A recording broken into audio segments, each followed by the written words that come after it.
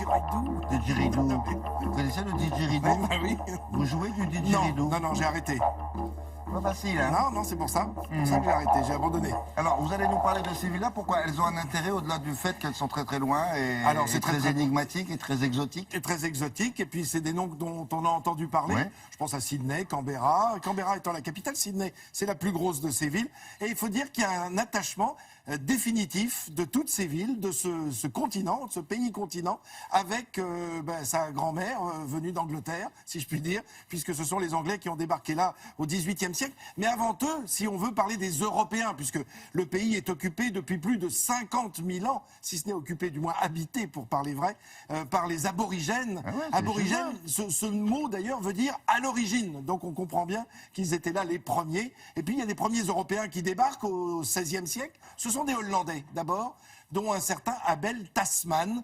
Le nom va rester puisque la Tasmanie, cette petite île qui se trouve au sud de l'Australie et qui appartient à l'Australie, porte le nom de ce navigateur.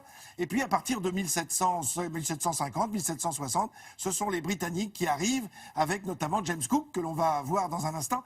Alors ces Britanniques, ils vont rentrer à l'intérieur du pays et puis ils vont en faire le tour et ils vont s'apercevoir que finalement c'est une île. C'est immense. Alors oui, d'abord c'est immense et puis que c'est une île à part entière. Ça, on ne le savait pas du temps des Hollandais. D'ailleurs, le pays s'est appelé pendant un moment la Nouvelle-Hollande, avec ses marins venus des Pays-Bas. À cette époque-là, il y en avait partout.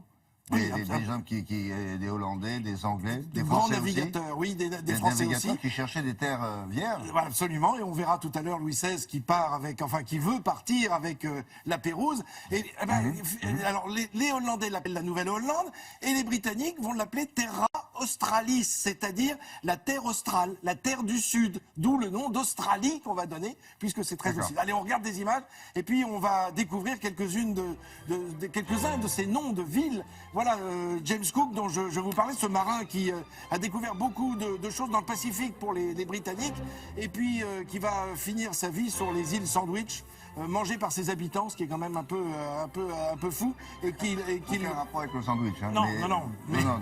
Ne croyez pas que... Quoique. Alors voilà, évidemment, la reine Victoria a un rôle absolument important puisqu'elle règne au moment où ce pays va devenir britannique.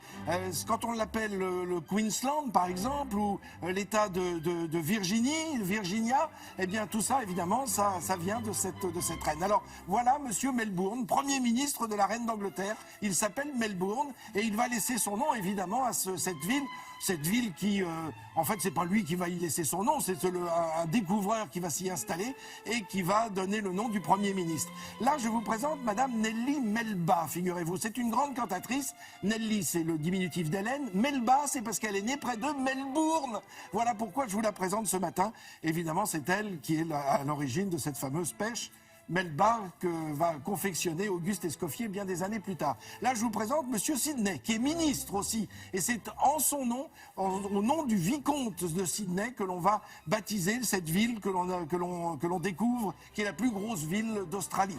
Là, je vous le disais, Louis XVI à droite, grand amoureux de géographie, et qui présente à gauche à Monsieur Lapérouse le parcours qu'il va devoir faire. Et souvenons-nous de Louis XVI qui, en janvier 1793, montant à l'échafaud, demande à ceux qui l'entourent: a-t-on des nouvelles de Lapérouse juste au moment de se faire trancher la tête? Non. Et non, et on n'en aura plus jamais. Et je vous présentais juste cette image parce que la dernière fois qu'on l'a vu vivant, ce Lapérouse, c'était justement en Australie.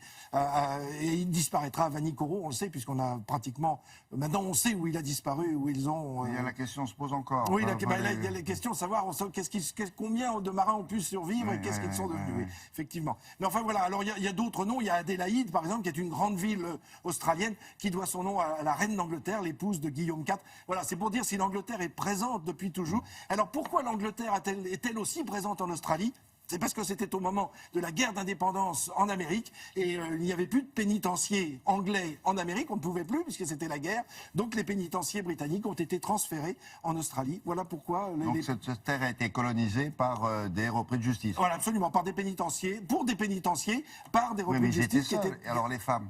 Alors après, évidemment, à partir du moment où le pénitencier est construit, il y a des gardiens. Les gardiens ne viennent pas tout seuls, ils viennent avec leurs épouses. Puis du pénitencier, il y a un petit village, puis une ville. Oui, mais voilà. Est-ce qu'on envoyait des femmes? On envoyait des soldats. Donc les soldats. Pas des femmes pour se marier avec ces soldats-là. Alors peut-être trouvaient-ils sur place, mais on sait. Et beaucoup partaient aussi. Colonisation par les femmes aussi. Absolument. Tout à fait. Merci Bon. William. Allez, c'est moi qui vous remercie.